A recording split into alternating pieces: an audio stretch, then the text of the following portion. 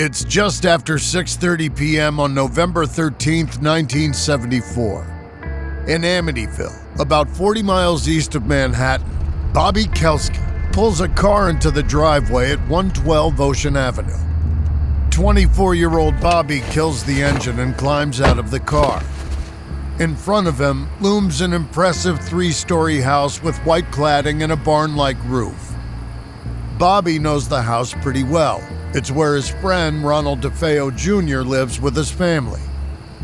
Bobby turns to look at Ron, Butch or Ronnie to his friends. He's just got out of the back seat of the car where he was squeezed next to 3 other guys. He's pale and looks close to tears. A few minutes ago, Butch burst into their local bar and started shouting for help. Someone had shot his parents, he said. So Bobby and a bunch of guys from the bar said they'd come check it out. Man, I don't know. Now that they're here, though, no one wants to actually go inside the house. Butch, least of all. So with everyone hanging back like they're tethered to the car, Bobby volunteers to go and have a look around. Ever since Ronald came into the bar yelling, Bobby's been half thinking that his friend's just high and imagining things. Butch likes to do heroin. So as he pushes open the DeFeo's front door, Bobby's really hoping that this whole episode is just a bad trip. But it is eerily quiet in the dark house, which doesn't feel like a good omen. He gropes around and turns on the light. Now able to see, he makes straight for the staircase. He knows that Butch's parents' bedroom is on the 2nd floor. That's where he said they were. Bobby walks slowly up the stairs, wincing with every creaky step. He didn't think he'd be this freaked out.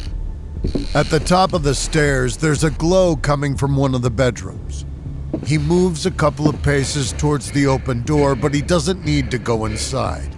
He can see just fine from here. A bedside lamp illuminates the scene. The large bedroom's got gold curtains and floral wallpaper. Framed photos ring the room, and religious statues perch on every surface. In the middle of it all stands a mahogany bed, where Ronald Sr. and Louise DeFeo are both lying on their stomachs.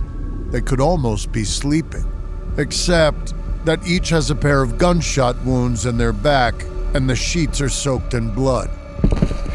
Bobby stumbles backwards. Butch was right. When he finally tears his eyes away from the horrifying, transfixing sight, Bobby races back downstairs, across the foyer, and out into the night. As he stands on the lawn, breathing in the cool night air, he can't shake the image from his mind. Now he knows why Ronald looked so completely broken. If he'd seen his parents that way, Bobby would probably be the same. He can't stop thinking about how awful it is. Mr. and Mrs. DeFeo dead? But Bobby Kelski's got no idea just how much worse it's gonna get.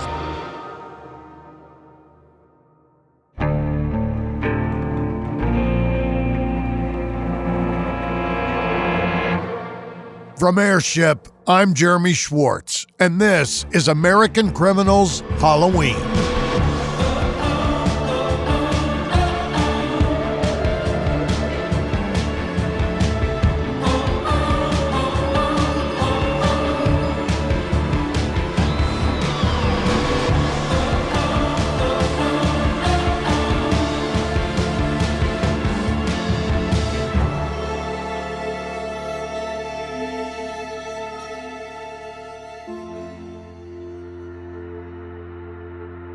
Would you live in a house where someone died? Like if you knew that people had actually taken their last breaths within those 4 walls?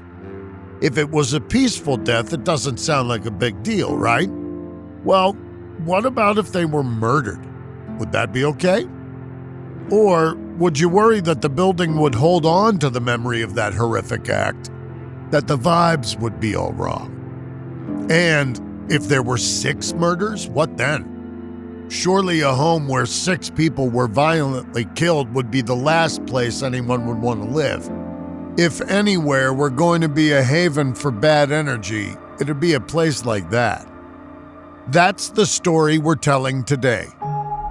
In 1974, 6 members of the DeFeo family were found brutally murdered in their beds. The crime rocked their small New York community, and for decades, people have speculated that such a monstrous crime couldn't possibly be dreamt up by a human mind, no matter how twisted. Now, some remain convinced that the supernatural was at work here, that this was an evil house. This is our third and final episode in our Halloween horror series, The Real Amityville Horror. It's right around 4 a.m. on November 13th, 1974, about 15 hours before Bobby Kelski stumbles out of the DeFeo house. Right now, Ronald Jr. is awake in his third-floor bedroom. It's not unusual for the 23-year-old to be up early, though. He likes to beat the traffic to his job, which is about 36 miles away in Coney Island. After showering, he brushes his teeth, gets dressed, and heads downstairs.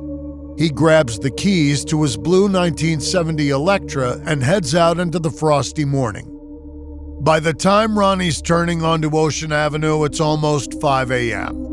Light is just starting to tinge the horizon gold as he heads for the parkway. Ronnie works in the service department of his grandfather's Buick dealership in Brooklyn. He doesn't earn much from the gig, though, about $80 a week.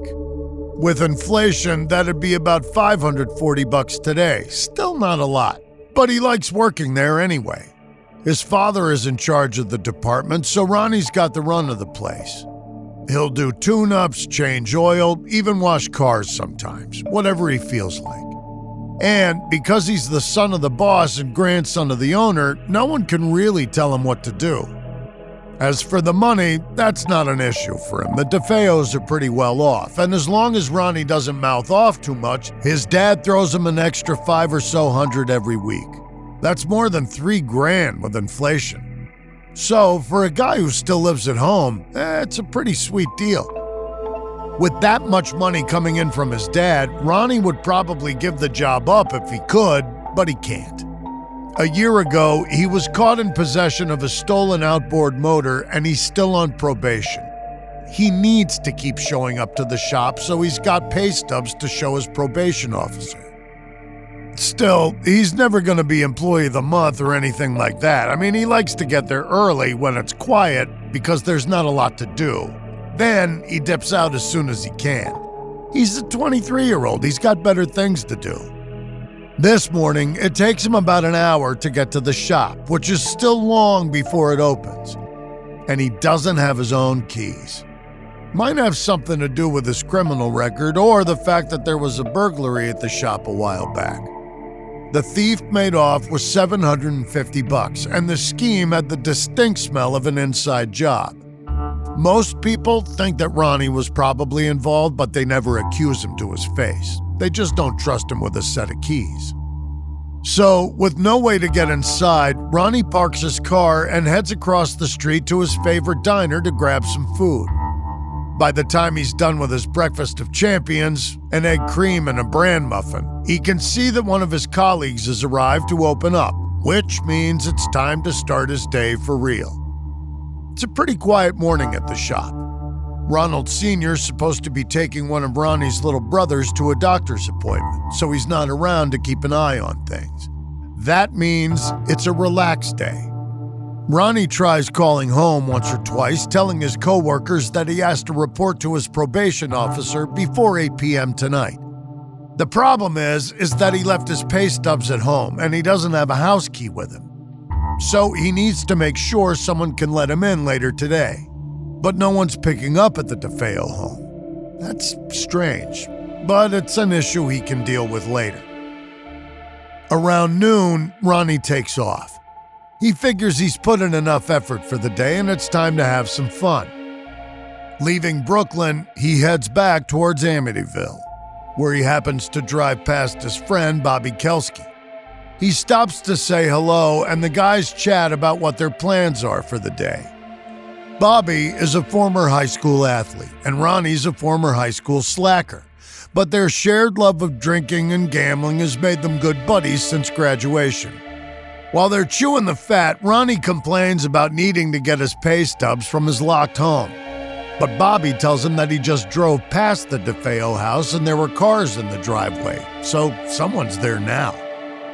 Ronnie seems relieved to hear that, and the two guys make plans to meet up at their favorite bar later in the day. For now, though, Ronnie heads to his girlfriend's apartment. She's only 19, and he's gotten rough with her in the past, but things have been mellow lately. They hang out at her place for a while, do a little shopping at the local mall, then come back so he can grab his car. Before he leaves, he tries calling home again, but there's still no answer. A little while later, he stops by Bobby's house looking worried. He tells his friend that he hasn't been able to get into his house since he left for work this morning. The cars are all in the driveway, just like Bobby said, but no one is answering the phone. Something's going on over there, he says to Bobby. But Bobby shrugs. There's nothing he can do about it. It'll figure itself out, he says.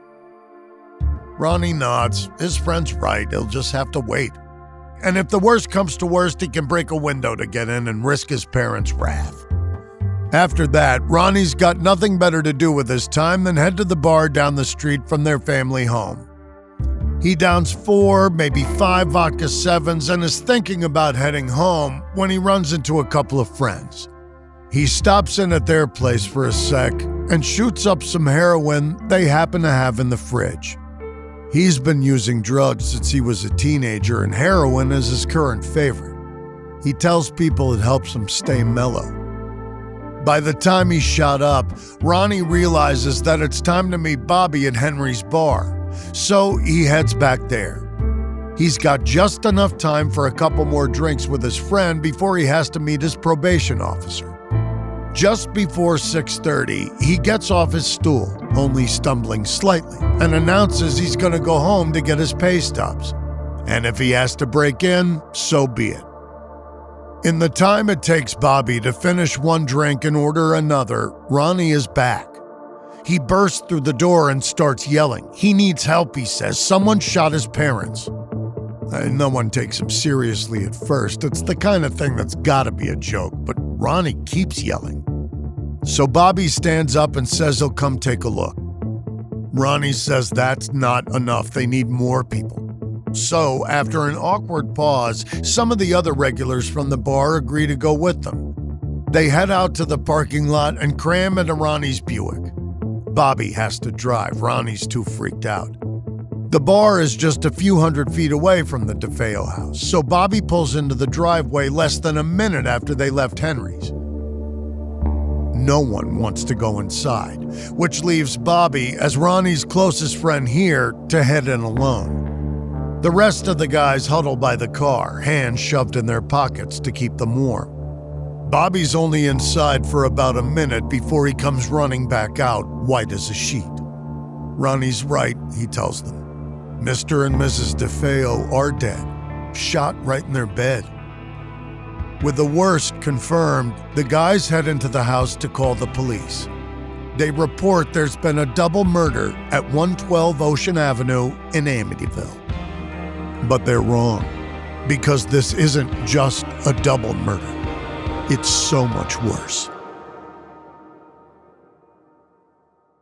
If you run a small business, you know there's nothing small about it. Every day there is a new decision to make, and even the smallest decisions can feel massive. Now, when those decisions begin to feel daunting, you want to know that you have the right platform and all the tools to be successful. Well, guess what? Shopify.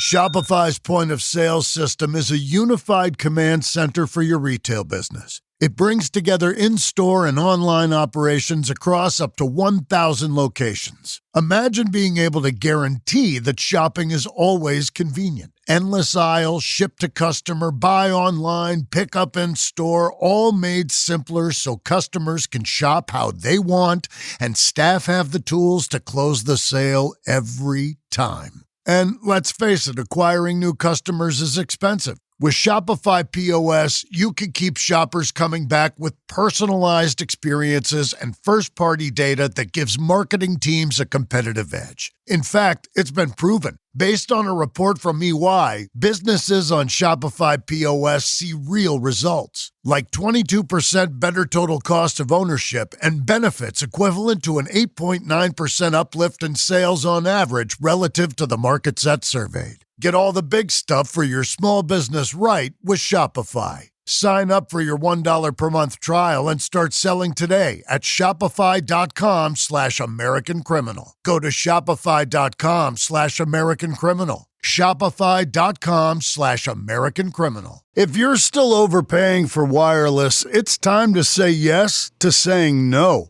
At Mint Mobile, their favorite word is no. No contracts, no monthly bills, no overages, no hidden fees, no BS. Here's why you should say yes to making the switch and getting premium wireless for $15 a month. Ditch overpriced wireless and their jaw-dropping monthly bills, their unexpected overages and hidden fees. Mint's plans start at just $15 a month. All plans come with high-speed data and unlimited talk and text, delivered on the nation's largest 5G network. I'll tell you what's great, because you can use your own phone, your own number, all your contacts and stuff like that. I have a friend who took his old phone, took it to Mint Mobile, they resurrected it, brought it back to life, and that phone now is in the hands of his child. So that kid's got an old phone, and it works great, and thank you, Mint Mobile. Are you ready to say yes to saying no? Then make the switch at mintmobile.com/American Criminal. That's mintmobile.com/American Criminal. Upfront payment of $45 required, equivalent to $15 a month. Limited time new customer offer for first 3 months only. Speeds may slow above 35 gigabytes on unlimited plan. Taxes and fees extra. See Mint Mobile for details.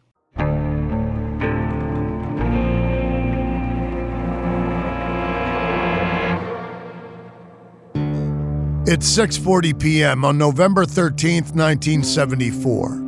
A few minutes ago, Officer Kenneth Greguski received a call from the dispatcher to head to 112 Ocean Avenue. There's been a report of a double murder. Now, 37-year-old Kenneth gets out of his patrol car. He's the first one from the Amityville Village PD to arrive, and he takes in the scene. The 3-story Dutch colonial cuts an imposing figure against the night sky.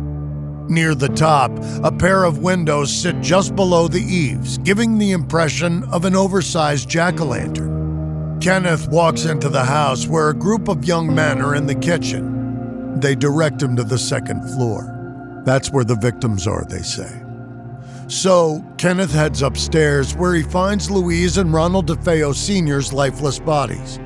Apart from the blood splattered on their skin, they're both shockingly white. All color has gone from their flesh. Kenneth takes a step back from the main bedroom. A few feet away, there's another door standing wide open. He turns on the light and takes a steadying breath. There are 2 beds in this room. In each is a young boy. 11-year-old Mark and 9-year-old John look much like their parents do. On their stomachs, bloody and dead. Just up the hall is another door, this one closed. There's a faint sound coming from inside the room. Kenneth pushes the door open to see another pair of twin beds. There's just one body in here, though. 13-year-old Allison has been shot in the head.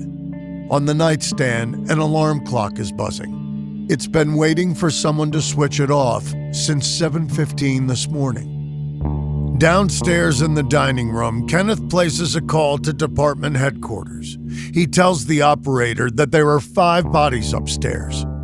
2 adults, 2 young boys, and a teenage girl. From the nearby kitchen, Ronald DeFeo Jr. overhears Kenneth's call.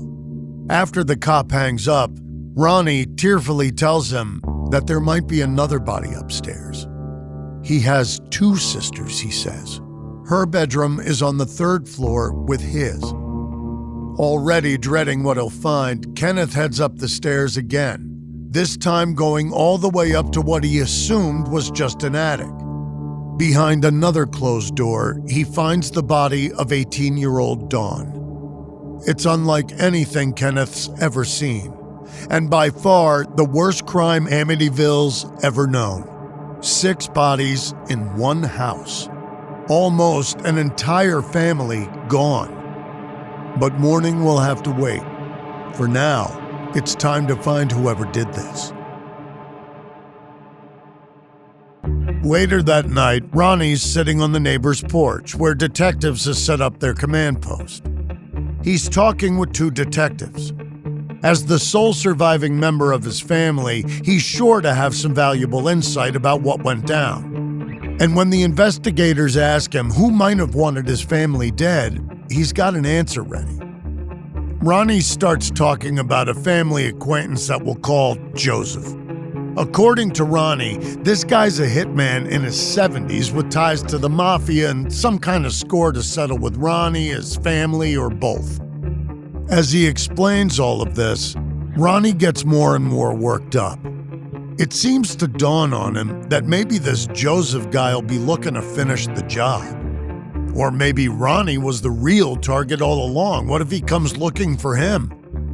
It seems like a far-fetched story, but to the small-town detectives, the crime scene definitely gives off the vibe of a brutal mob hit, so they don't want to take any chances. They decide to continue Ronnie's interview at the station where it's safer.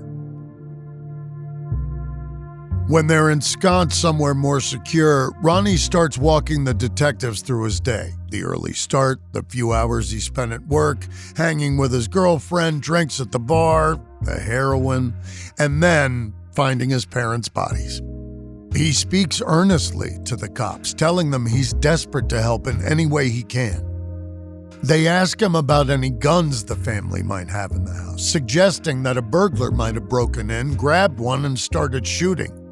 Ronnie says that he doesn't think his dad owned any guns, but that he's got 2 rifles. It used to be more, though. His dad had made him get rid of a handgun since he was on probation and had confiscated or thrown away another rifle. And there'd been one more rifle, he admits. It went off accidentally in a friend's house a few years ago, firing a bullet into the floor, and Ronnie got rid of it soon after. He doesn't remember much about that gun, he says, with a shrug, not even the caliber.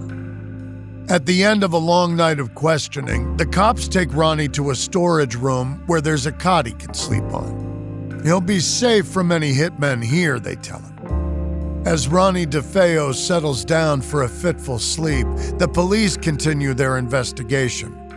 Early examination of the bodies revealed that the murder weapon was a .35 caliber Marlin rifle, which doesn't match any of the guns Ronnie said they'd find in the home. But a police officer making sketches of the house notices a shipping box for a rifle in Ronnie's room. Specifically, it's for a .35 caliber Marlin. Suddenly, it looks like Ronnie's story about his guns needs more consideration.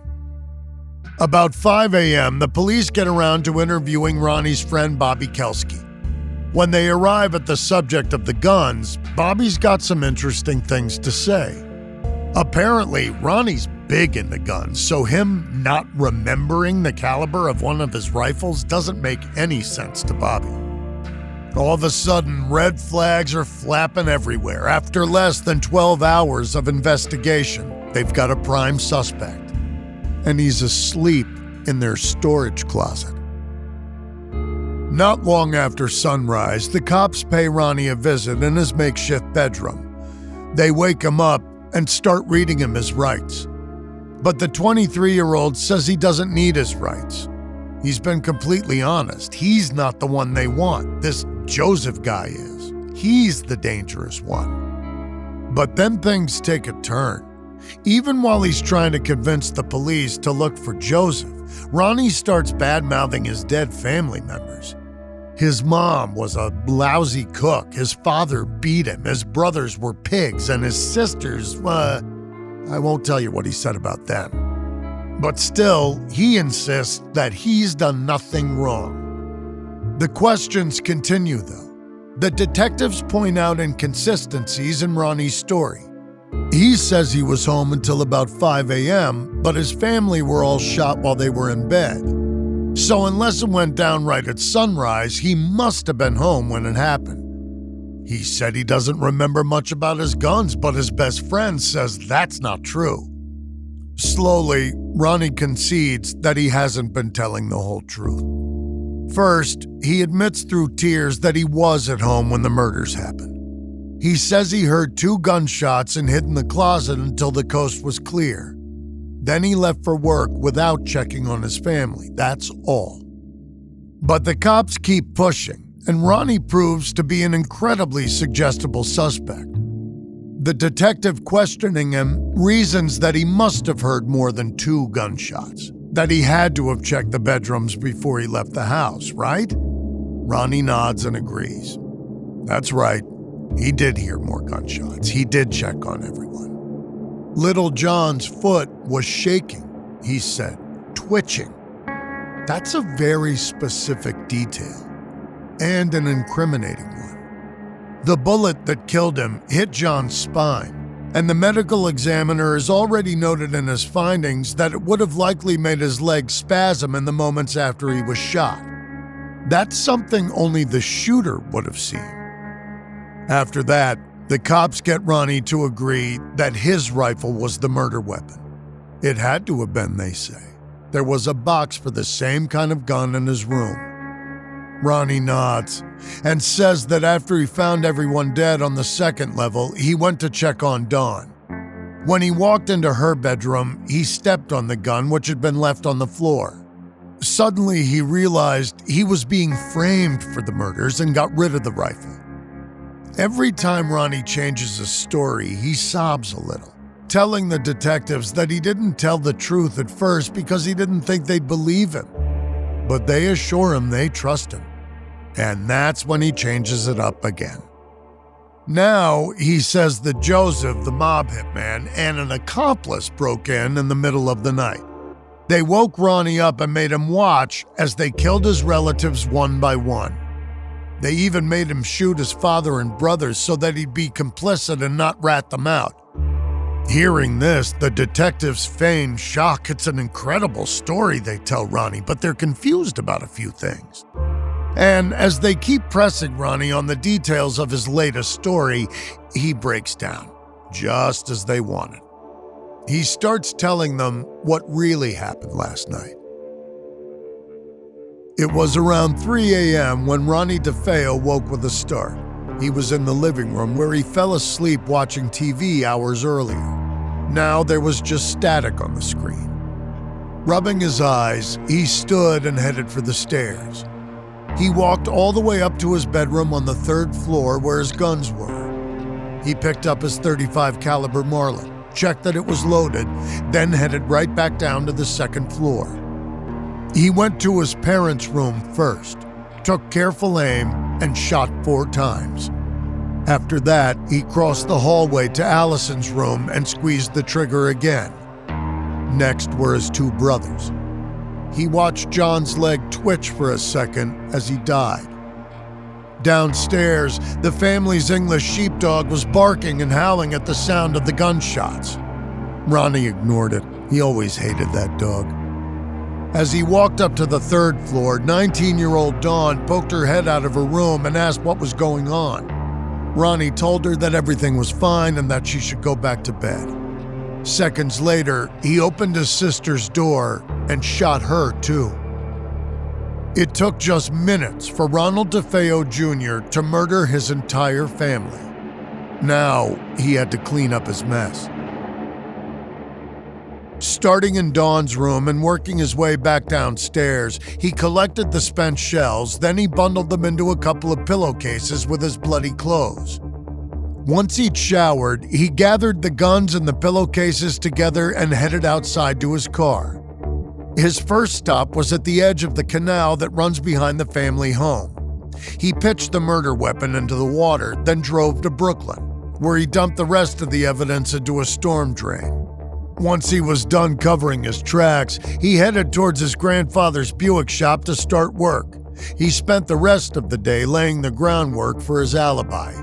making calls home, telling people he was worried about his family, but staying away from the house as long as he could. Then, when he couldn't put it off any longer, he pretended to discover the bodies and rush to Henry's bar for help. When Ronnie finishes telling the full story to detectives and signs the confession, the investigation is basically done. The news slowly trickles out to the media and through the small town. The relief that a mass murderer has been apprehended is tinged with the horror of a man killing his entire family in cold blood. There's also a sense of bewilderment, because Ronnie never offers an explanation for why he did what he did. At one point, he asked the cops if he'll be able to collect life insurance money on his relatives. But that's about as close as he gets to offering the motive for the murders. Until the trial. In October 1975, Ronnie's case makes it to the courtroom. There, his attorneys put on an insanity defense, alleging that Butch hears voices, and that on November 13th, those voices ordered him to kill his family. But the jury aren't buying it.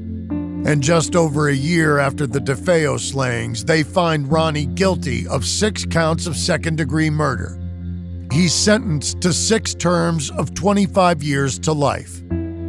In the years following his trial, Ronnie launches several appeals and spins different versions of his story to anyone who'll listen. At one stage, he begins arguing that his sister Dawn was the real killer that night, and that he killed her when he realized what she had done. Other theories about the case emerge, with some alleging that the DeFeo children were abused by their father, which was the reason behind Ronnie's actions. But even if that were the case, it wouldn't explain his decisions to kill his siblings too. So, as the story disappears from the newspaper front pages, it seems that the mystery of what drove Ronald DeFeo Jr. to kill will remain unsolved. But then, a young family takes up residence in the house on Ocean Avenue, and the story takes on a terrifying new life. It's Halloween on Disney+. Watch frightful family favorites like Hocus Pocus and Tim Burton's The Nightmare Before Christmas on Disney+. I am the Pumpkin King! Then take the terror to 10 with a thrilling new remake of The Hand That Rocks the Cradle, Scream, and more with Halloween on Disney+. All these and more streaming this Halloween season with Hulu on Disney+. Bundle subscription required. 18+. Select Hulu content via Disney+. Additional content on Hulu app. Terms apply. Visit disneyplus.com/Hulu for details.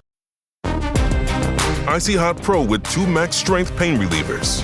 Targets multiple pain receptors. Ice works fast. Heat makes it last.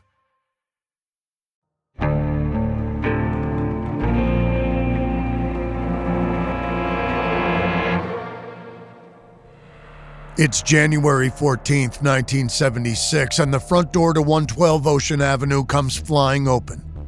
29-year-old Greg Lutz is the first one who rushes out into the cold winter sunlight. Behind him is his wife Kathy and her 3 young children. George turns to make sure everyone makes it out of the house before he reaches in and pulls the door shut. With shaking hands, he turns the key. Hearing the lock slide into place feels reassuring. It's nice to know that whatever is inside the house can't get out, can't follow them. With that, George ushers his family to the car and gets behind the wheel. Seconds later, they're reversing out of the driveway and onto the street. He takes one terrified final glance at the house in the rearview mirror and then speeds away. None of them will ever return to this cursed place. After Ronald DeFeo Jr. was sent to prison in 1975, his family home is bought by newlyweds George and Kathy Lutz. They pay just $80,000 for the enormous home, which would be a little shy of $500,000 today.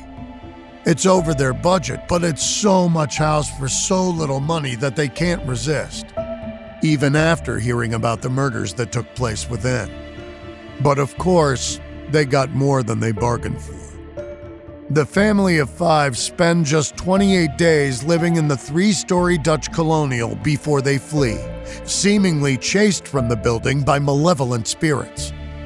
Following their brief stay at 112 Ocean Avenue, the Lutzes tell their story to a book editor, who connects them with author Jay Anson. George and Kathy recount their experiences to Jay, and he turns their recollections into a novel, The Amityville Horror. The ink and paper versions of the Lutzes hear slamming doors at all hours, see cloven hoofprints in the snowy lawn, watch in horror as mysterious slime seeps from the walls, and are forced to stand by as their children are seemingly trapped in their rooms. In the book, a little research by George and Kathy reveals that 112 Ocean Avenue was built on a Native American burial ground and was once inhabited by a supposed Satanist. That's the reason for the terrors in the house. It's just plain cursed. Based on Jay's book, it's easy to see why the Lutzes fled. They experienced a genuine haunting. Or so they say. After all, the book is marketed as a true story, but then someone comes forward to say that the Lutzes are lying. William Weber was Ronald DeFeo Jr.'s lawyer at his murder trial. According to him, the tale of a violent haunting in the murder house is something he cooked up with the Lutzes over several bottles of wine. They figured people would eat up the idea of evil spirits in the house where a mass murder took place. Gullible people would hear the tale and point to the horrific DeFeo murders as proof of the haunting. But, William tells the media, George and Kathy took the idea to a publisher and cut him out of the deal. After William comes forward, lawsuits are filed, paranormal investigators visit the house, and judges weigh in on the matter. Now, of course, the Lutzes can't admit they made everything up, not after a Hollywood producer comes and buys the rights to adapt their true story into a feature film. That would make it just another scary movie. The idea that all this really happened is the key selling point. So they hold their ground, insisting that the book is a faithful account of their experience. They were chased from that house by something evil.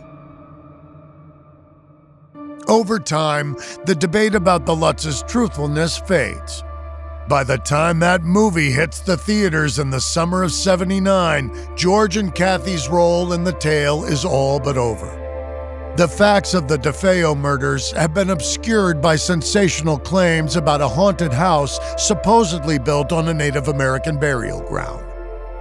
Fans of the book and movie make the pilgrimage to Ocean Avenue to take photos of the iconic house.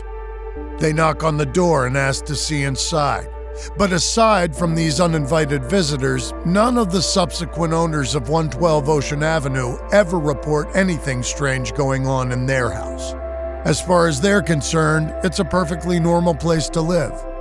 Still, the popularity of the Amityville Horror endures to this day.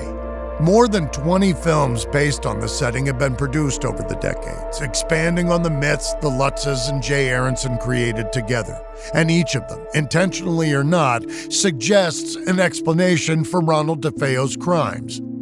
In court, he claimed that he heard voices, but psychologists testified that he was perfectly sane. And for such a horrific crime to have no understandable motive is chilling. If he was perfectly sane, then what were those voices? Must have been something demonic, right? After all, humans have been using the devil made me do it excuse for a really long time. The supernatural rationale is squishier, and sure, it's hard for plenty of people to swallow. But somehow it's easier to grasp than the idea that a young man just woke up in the middle of the night and decided that his entire family had to die. From Airship, this is our final episode in our series on Halloween horrors. On the next series, a nurse with a desperate need for attention decides that the best way to get it is to start killing her patients, and there's nobody who can stop her.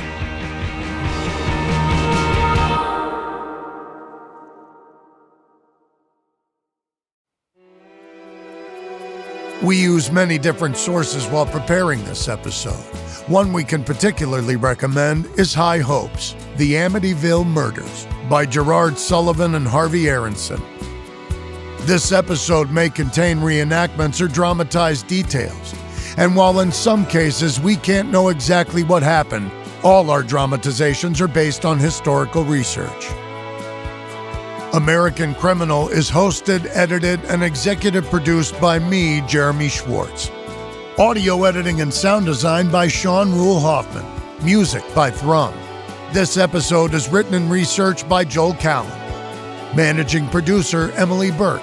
Executive producers are Joel Callan, William Simpson, and Lindsey Graham.